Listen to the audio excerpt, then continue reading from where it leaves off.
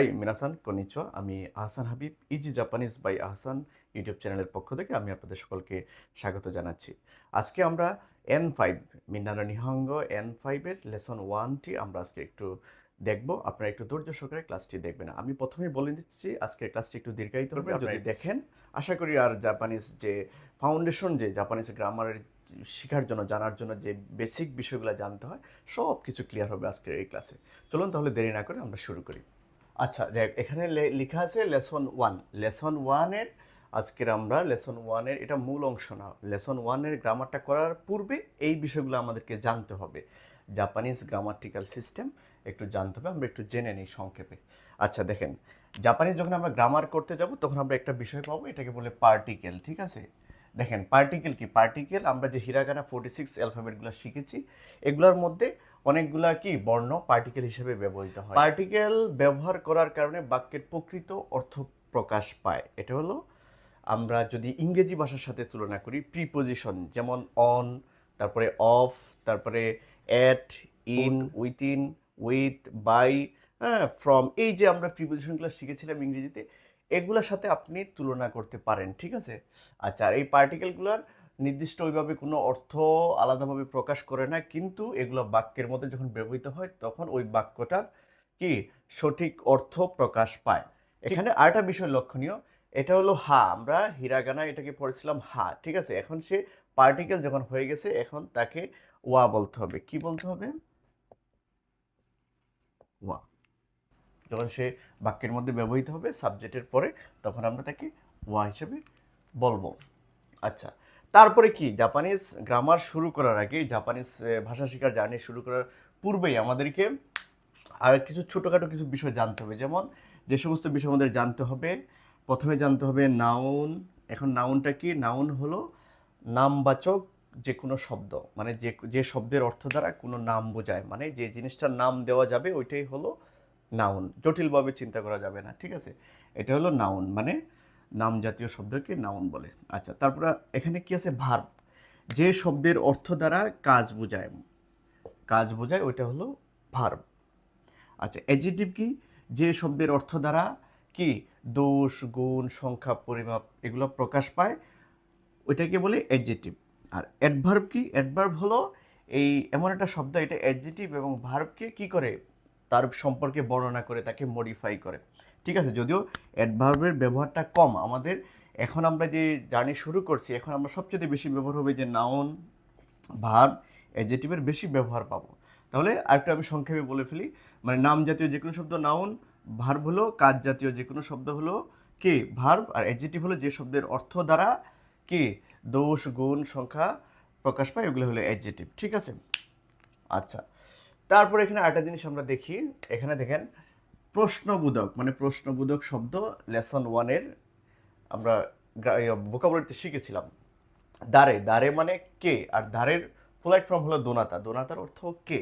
ঠিক আছে, আচ্ছা, আরেকটা জিনিস আমরা একটু দেখি, তাহলে আমাদের লেসনটা করতে সহজ হবে। ঠিক আছে, এটা হচ্ছে বাক্যের শেষ অংশে জাপানিজরা এই যে দেশ ব্যবহার করে। দেশ, দেশের প্রকৃত ওইভাবে কোনো অর্থ নেই, ঠিক আছে, কিন্তু এটা সাধারণত হাবোধক বাক্যের শেষে এই দেশটা ব্যবহৃত হয়। আচ্ছা, আবার অনেক ক্ষেত্রে আমরা যা আরিমাসেন, যে যা আরিমাসেন এই কথাটিও পাবো। এই কথার অর্থ হলো, মানে এটা হলো না আর কি, মানে না বোধক কোনো জিনিস নেগেটিভ করার জন্য আমরা এটা ব্যবহার করি। যেমন একটা নাউনকে যদি আমি নেগেটিভ করতে চাই তাহলে আমি যা আরিমাসেন দিব, নাউনটা দিব তার পূর্বে, তারপরে যা আরিমাসেন। আচ্ছা, যা আরিমাসেনও বলতে পারি, আবার কি দেওয়া আরিমাসেন, এখানে আমি ছোট করে লিখে দিচ্ছি, মানে যা আর দেওয়া, এটা হলো যে কোনো একটা শব্দ আমরা এখানে ব্যবহার করতে পারবো। তারপরে আরিমাসেন, এখানেও আরিমাসেন থাকবে, এখানেও আরিমাসেন থাকবে। ঠিক আছে, আচ্ছা, তাহলে আমরা কি শিখলাম?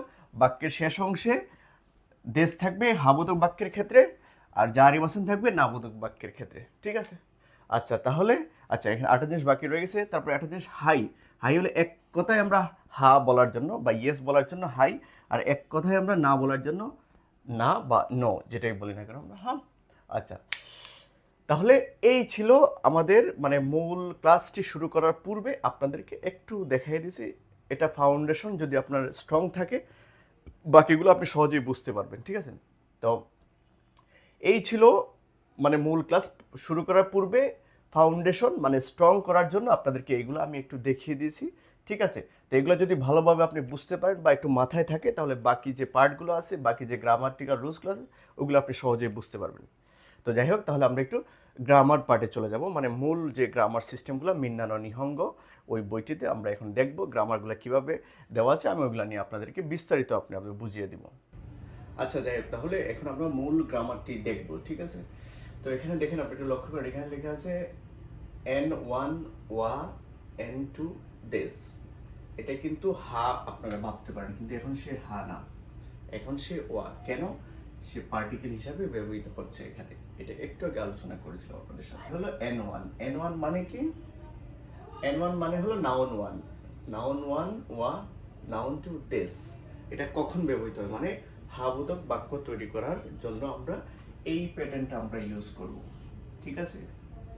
তাহলে একটা জিনিস লক্ষ্য করে দেখেন, এখানে N1 এটা হলো একটা নাউন থাকবে, তারপরে ওয়া পার্টিকেল দিতে হবে, N2 দেশ। এই দেশের ওইভাবে কোনো অর্থ নেই, আমি আগেও বলেছিলাম আপনাদেরকে এই দেশের কোনো অর্থ নেই।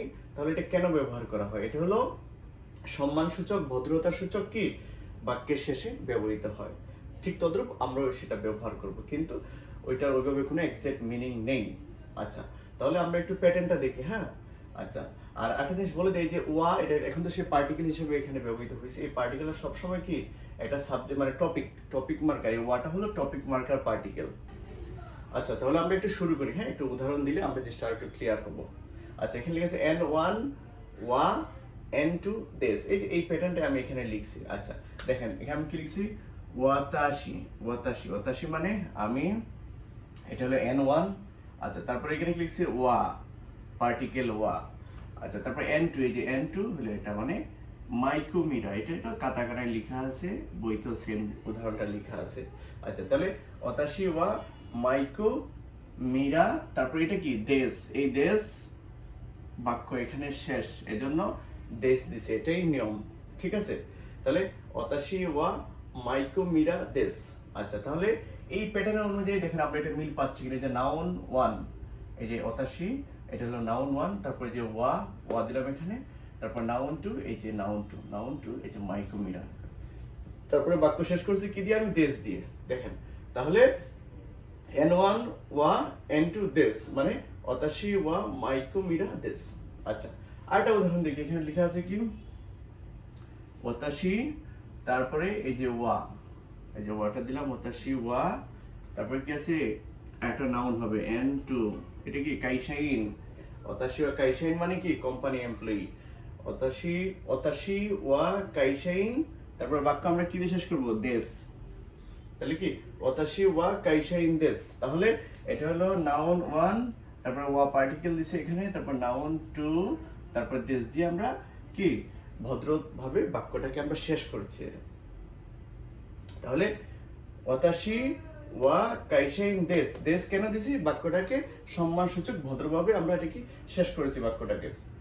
আচ্ছা এই তো গেল হা বোধক বাক্য তৈরি করার ক্ষেত্রে। এখন আমরা কথাবার্তা বলার ক্ষেত্রে আমাদের না বোধক কথা বলতে হয়, মানে না বলতে হয়। এখন না বোধক বাক্য আমরা কিভাবে তৈরি করব ওইটা আমরা একটু দেখব। আচ্ছা দেখেন এখানে কি লেখা আছে, সেম পূর্বের মতো N1 ওয়া N2, তারপরে এই জারিমাসেন। জারিমাসেন মানে কি না, মানে জারিমাসেন কি না বোধক। যে আমরা প্রথমেই দেখাই দিয়েছিলাম জারিমাসেন মানে না বোধক বাক্য তৈরি করার ক্ষেত্রে। আর এই জারিমাসেনের পূর্বে অলওয়েজ কি একটা নাউন হবে। এই নাউনটাকে আমি নেগেটিভ করতে নাউনটা লিখবো, লেখার পরে আমি তার সাথে জারিমাসেন দিয়ে দিব, মানে ওইটা না, ঠিক আছে? মানে ওই নাউনটা না। আমরা একটু উদাহরণ দেখি তাহলে আমরা একটু ক্লিয়ার হয়ে যাব। আচ্ছা তাহলে এই যে আমি প্যাটার্নটা এখানে লিখছি N1 ওয়া N2, তারপরে এই যে জারিমাসেন, হ্যাঁ জারিমাসেন। তাহলে এখানে দেখি আমরা উদাহরণটা কি বলছে। এখানে দেখেন কামাল সান, এখানে বইতে সান্তু সান লেখা, আমি এখানে কামাল সান লিখছি। কামাল সান ওয়া, এই যে ওয়া দিলাম, কামাল সান ওয়া কাইশাইন, তারপরে কি আগে কোথায় জানি, এই যে কাইশাইন দেশ দিয়ে আমরা শেষ করে ফেলেছিলাম। এখন কিন্তু দেশ নাই, এখন কি কাইশাইন লিখে জারিমাসেন মানে না বোধক করছি, এটাকে আমরা না বোধক করছি, মানে উনি কি কোম্পানির এমপ্লয়ি না। আর এখানে পজিটিভ ছিল, মানে ওই যে একটু একটু বললাম, মানে হা বোধক বাক্য তৈরি করার জন্য। তাহলে কামাল সান ওয়া কাইশাইন জারিমাসেন মানে কামাল সান কি কাইশাইন না, মানে কোম্পানির এমপ্লয়ি না। তাহলে আমরা মিল পাচ্ছি কিনা আমার এই যে রুলসের সাথে? দেখেন তো একটু, এই যে নাউন ওয়ান, তারপরে ওয়া, নাউন টু, তারপরে এই যে জারি মাসেন এখানে দিছি, ঠিক আছে। আচ্ছা, তার নিচের উদাহরণটা আমরা দেখি, এখানে লেখা আছে কি ওয়াতাশি, ওয়াতাশি, ওয়াতাশি, তারপরে ওয়া, ওয়াতাশি ওয়া গাকুসেই মানে ছাত্র, ওয়াতাশি ওয়া গাকুসেই জারিমাসেন মানে আমি ছাত্র না, মানে বাক্যটাকে আমি কি নেগেটিভ করছি, না বোধক করছি। না বোধক করার প্যাটার্ন কি, একটা নাউন হবে, তারপরে ওয়া পার্টিকেল হবে, তারপর নাউন টু, তারপরে জারিমাসেন। আর জারিমাসেন মানে না বোধক করার ক্ষেত্রে জারিমাসেন ব্যবহৃত হয়। আচ্ছা, এই তো ছিল মানে কি হাবোধক এবং নাবোধক বাক্য তৈরি করার পদ্ধতি। আপনারা দেখেন একটু লক্ষ্য করেন, এখানে দেশ দিয়ে বাক্য শেষ হয়েছে, এখানে কিন্তু দেশ নাই, এখানে জারিমাসেন মানে এটা নেগেটিভ, এই জন্য জারিমাসেন দিয়ে নেগেটিভ করা হয়েছে। এটা ছিল পজিটিভ বাক্য, এই জন্য দেশ দিয়ে বাক্যটাকে শেষ করা হয়েছে, আর এখানে নেগেটিভ হওয়ার কারণে জারিমাসেন দিয়ে বাক্যটাকে শেষ করা হয়েছে, ঠিক আছে। আচ্ছা, তাহলে আমরা এর পরের ধাপে একটু চলে যাব। আচ্ছা, যাই হোক, তাহলে এত সময় আমরা শিখলাম কিভাবে হাবোধক বাক্য তৈরি করতে হয়, নাবোধক বাক্য তৈরি করতে হয়। এখন আমরা শিখবো প্রশ্নবোধক বাক্য কিভাবে তৈরি করতে হয়। আচ্ছা, এই বাক্যর সিস্টেমটা শেখার পূর্বে আমি আপনাদেরকে একটু বলতে, এটা হলো কা, ঠিক আছে। কাটা হলো একটা পার্টিকেল, এটা হলো কোয়েশ্চন পার্টিকেল, ঠিক আছে। এই কাটা হলো কোয়েশ্চন পার্টিকেল। আমরা সাধারণত এই যে বাংলা ভাষা আমাদের কোয়েশ্চনের শেষে এইভাবে একটা প্রশ্নবোধক চিহ্ন দিই, ঠিক আছে। তো জাপানিজে সাধারণত এই কাটা থাকে, ঠিক আছে। কাটা যদি থাকে তাহলে ধরে নিতে হবে ওই বাক্যটা আমার প্রশ্নবোধক বাক্য। আচ্ছা, ঠিক আছে, তাহলে একটু দেখি এখানে, তাহলে প্রশ্নবোধক বাক্য আমরা কিভাবে তৈরি করব। প্রশ্নবোধক বাক্য তৈরি করার প্রথম ধাপ হচ্ছে এখানে নাউন ওয়ান ওয়া, নাউন টু দেশ, তারপরে কা। এই যে কাটা, কাটা হলো কোয়েশ্চন পার্টিকেল, একটু ভালো করে খেয়াল করুন আপনারা, এই কাটা হলো কোয়েশ্চন পার্টিকেল। তাহলে এই নাউন ওয়ান, এই নাউন ওয়ানের সাথে কি, নাউন ওয়ানের সাথে ওয়া, ওয়া, তারপর নাউন টু দেশ, তারপরে কা। তাহলে এটা এইভাবে সিস্টেমে আমাদের প্রশ্নবোধক বাক্য তৈরি করতে হবে, ঠিক আছে। আচ্ছা, তাহলে ওয়া পার্টিকেল এখানে বসছে, এই পার্টিকেলটা হলো টপিক মার্কার পার্টিকেল, ঠিক আছে। এই এটা হবে বাক্যের সাবজেক্ট বা টপিক, ঠিক আছে। মানে এই নাউনটা এটা কি না, মানে প্রশ্ন করতেছে, মানে এই যে n1 টা n2 কি না এখানে প্রশ্ন করতেছে। আমরা একটু দেখি, আপনারা একটু সহজভাবে চিন্তা করবেন না। আচ্ছা, দেখেন এখানে কি লেখা আছে, আমি বক্সে লিখেছি n1, তারপরে ওয়া পার্টিকেল, n2, তারপরে দেশ, তারপরে কা। এই যে কা, কেন আমি এটা প্রশ্নবোধক বাক্য তৈরি করব, ঠিক আছে। আচ্ছা, তাহলে আমরা উদাহরণটা দেখি। তাহলে n1 এই যে মিরাসান একটা মানুষের নাম, এখানে আমি আমার নাম, আপনার নাম, যে কারো নাম আমরা দিতে পারবো, ঠিক আছে। এক কথা সে নাউন হতে হবে। আচ্ছা, তাহলে এটা হলো মিরাসান, তারপরে যে ওয়া পার্টিকেল দিলাম, এটা কিন্তু হা না, বারবার ভুল করবে না, ঠিক আছে। এই যে তাহলে পার্টিকেল ওয়া দিলাম, এটা কিন্তু হা না, এটা হলো ওয়া, কেন সে পার্টিকেল এখন। তাহলে ওয়া, তাহলে মিরাসান ওয়া, এই যে নাউন টু দিতে হবে কি আমেরিকা, এটা কাতাকানা লেখা আছে, এটা হলো আমেরিকা, জিন মানে নাগরিকত্ব বা ন্যাশনালিটি বোঝায়। তাহলে মিরাসান ওয়া আমেরিকা জিন দেশ কা। কা কেন, তাহলে এটা কোয়েশ্চন হয়ে গেছে, মানে আমি কোয়েশ্চন করছি যে কা, কা সাউন্ডটা আসলে কোয়েশ্চন বোঝায়, আর এটা হলো কোয়েশ্চন পার্টিকেল, ঠিক আছে, কা। তাহলে মিরাসান ওয়া আমেরিকা জিন দেশ কা, মিরাসান কি আমেরিকার নাগরিক বা আমেরিকার সিটিজেন। তাহলে দেখেন এই কথার উত্তর আমি কিভাবে দেব, হাই। আমি এই ক্লাসে প্রথমে আপনাদেরকে দেখাইছিলাম হাই মানে হা, মানে এক কথায় হা বলে দিবি, হাই আমেরিকা জিন দেশ, ঠিক আছে। এটা হলো প্রশ্নবোধক বাক্য ছিল, আর আমি উত্তর দিছি কি পজিটিভ বাক্য, মানে হাবোধক বাক্য, মানে কি বলে অ্যাসার্টিভ ভাবে দিছি, অ্যাসার্টিভ সেন্টেন্স আকারে। তারপরে দেখি পরের উদাহরণটা, এখানে হচ্ছে আবার সেম মিরাসান, আমি এখানে যে কোনো নাম দিয়ে দেবো, ওয়া পার্টিকেল, তারপরে কি সেনসেই মানে শিক্ষক, সেনসেই দেশকা। তাহলে কি মিরাসান ওয়া সেনসেই দেশকা, মিরাসান কি শিক্ষক। তাহলে উত্তর কি দিছে এখানে, এই যে মানে আনসার আমি ইংলিশে লিখে দিয়েছি, আনসার এটা আনসার। আনসার ইয়ে, মানে এখানে ছিল হাবোধক দিয়ে উত্তরটা কি হবে আর নাবোধক দিয়ে কিভাবে হবে ওইটা দেখানোর জন্য এখানে দেওয়া হয়েছে, এটা বই তো আছে। তাহলে ইয়ে মানে না, ইয়ে শব্দের অর্থ হলো না, তাহলে কি সেন্সে জারিমাসেন, তাহলে ইয়ে সেন্সে জারিমাসেন মানে উনি শিক্ষক না। একটা জিনিস খেয়াল করবেন যে ইয়ে মানেও না আর এই জারিমাসেন মানেও না, তাহলে আপনারা দুইটা না এর মধ্যে কনফিউজ হবেন না। এটা হলো এক কথায় উত্তর দেওয়ার জন্য হা বা না, আর এটা হলো এই জারিমাসেন হলো কোনো নাউনকে নাবোধক করার জন্য। যেমন এটা কি, এটা একটা নাউন, এই যে এটা একটা নাউন সেন্স মানে শিক্ষক, আর আমি যদি বলতে যে শিক্ষক না, তাহলে কি শিক্ষক লিখবো প্রথম, এটা নাউন, তারপর তার সাথে জারিমাসেন দিয়ে দিব, মানে শিক্ষক না। ওই যে না কথাটার জন্য, শুধু এই না কথাটার জন্য আমাকে জারিমাসেনটা এখানে দিতে হচ্ছে, ঠিক আছে। তাহলে এটা হলো ইয়ে এবং জারিমাসেনের পার্থক্য, ঠিক আছে।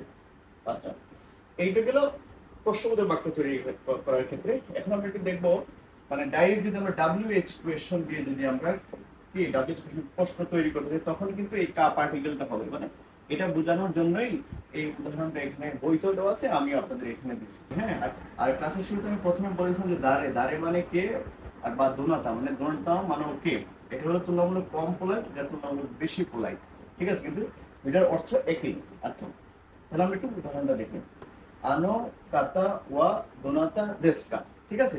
এটা হলো প্রশ্ন করছে আমি, ওই ব্যক্তি কে, এই দোনাতা শব্দের অর্থ হলো কে, ওই ব্যক্তি কে। তাহলে উত্তর দেওয়া হয়েছে কি, আনো কাতা, এই যে আনো কাতা ওয়া মিরাসান দেশ, ওই ব্যক্তি হয় মিরাসান বা ওই ব্যক্তি মিরাসান, আমরা এইভাবে বলতে পারবো, ঠিক আছে।